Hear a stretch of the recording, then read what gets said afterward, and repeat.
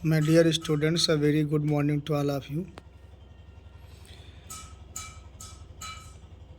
आज हम सभी स्टूडेंट्स काफ़ी दिनों के बाद फिर से इंटर क्लास का जो पोएट्री सेक्शन है उसका जो अंतिम लेसन है आंट जेनिफर्स टाइगर्स उसके बारे में अध्ययन करने वाले हैं। प्रस्तुत कविता एडन रिच के द्वारा कंपोज की गई है और इस कविता के माध्यम से कवित्री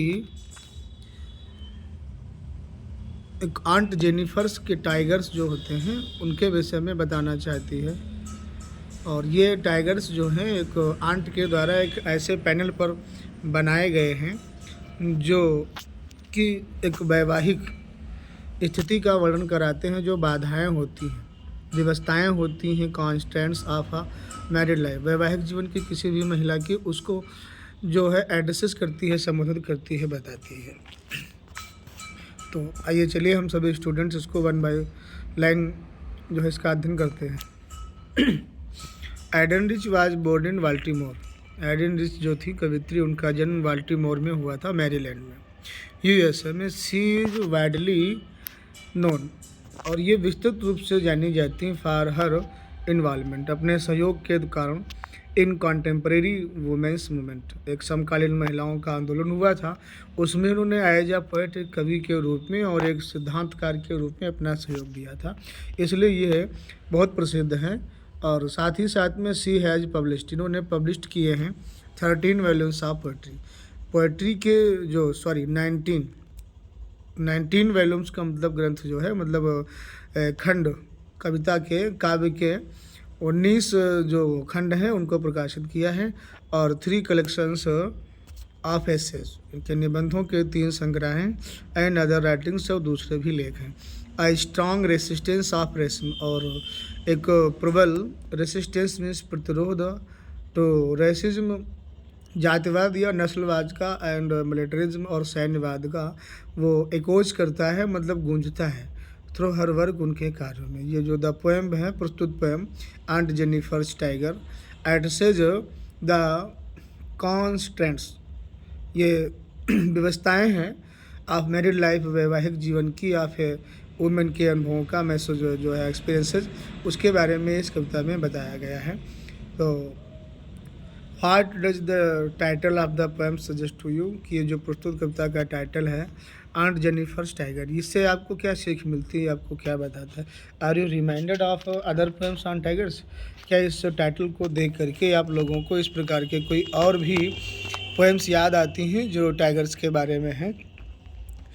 तो आप उनको भी याद करिए, ठीक जिस प्रकार से दूसरी पोएम्स हैं, मतलब इनमें टाइगर्स को इस प्रकार से बताया गया है कि वो जो वैवाहिक जीवन की समस्याएं हैं, यानी किसी समस्याओं से बेफिक्र होकर के अपना कार्य करते रहते हैं, और इसलिए वो आंट जेनिफर से बताना चाहती हैं इस पोएम के माध्यम से कि जो कि उनका जीवन जो है वो पूरी तरह से दबा हुआ सा महसूस करती वो हैं। Aunt Jennifer's tigers prance across a screen. Aunt Jennifer ने एक स्वेटर के पर्दे पर बाघ बनाए हैं, और वो बाघ जो हैं वो प्रैंस करते हैं। प्रैंस मीन्स उछलते हैं, गति करते हैं, धीरे धीरे चलते हैं। अक्रॉस अ स्क्रीन का मतलब होता है पर्दे पर जो पैनल जो बनाया उन्होंने, और उनके चलने का तरीका इन दिस लाइन में बताया गया है कि bright topaz. Bright topaz means एक चमकीला पुखराज, जो डेनिजेंस मीन्स निवासी होता है, रहने वाला, of a word of green. ये वर्ड ऑफ ग्रीन का मतलब हरी दुनिया का रहने वाला, अर्थात जंगल में पाया जाने वाला टोपाज नाम का, एक पुखराज नाम का एक चमकता हुआ पत्थर होता है। ठीक उसी प्रकार से ये चमकते हुए पत्थर की भांति ये जो टाइगर्स बनाए हैं आंट जेनिफर ने, ये प्रेस करते हैं अक्रॉस द स्क्रीन, यानी पर्दे के ऊपर।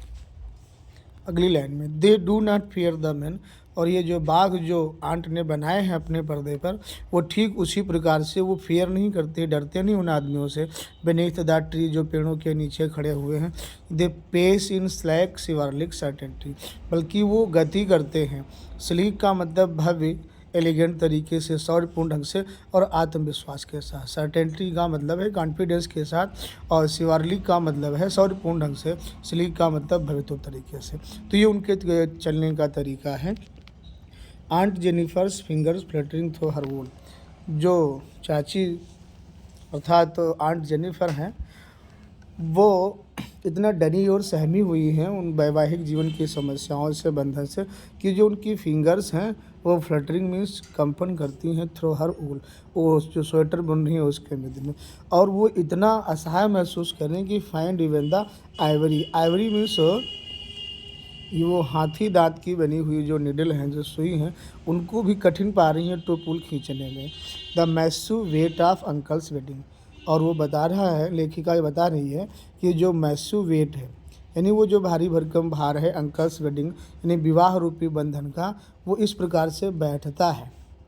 ये जो एब्स्ट्रैक्ट नाउन है, सिट्स मीन्स बैठता है, और अपान हर आंट जेनिफर्स हैंड, उस आंट जेनिफर्स के हाथों पर।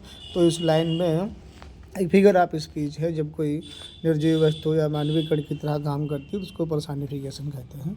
अगली लाइन में आप सब देखेंगे कि when aunt is dead, aunt Jennifer जब मर जाती हैं, अर्थात मर जाएंगी, ऐसा एडन रिच का मानना है कि जो उनकी ये टेरिफाइड हैंड्स हैं, ये जो डरे हुए सहमे हुए हाथ हैं, विल लाई मतलब वो पड़े रहेंगे, और स्टिल लिंक्ड जो अभी भी घिरे हुए होंगे विद ऑर्डिल्स उन मुसीबतों से, सी वाज मास्टर्ड बाई जिनके द्वारा उनको अपने वश में कर लिया गया, अधीन कर लिया गया।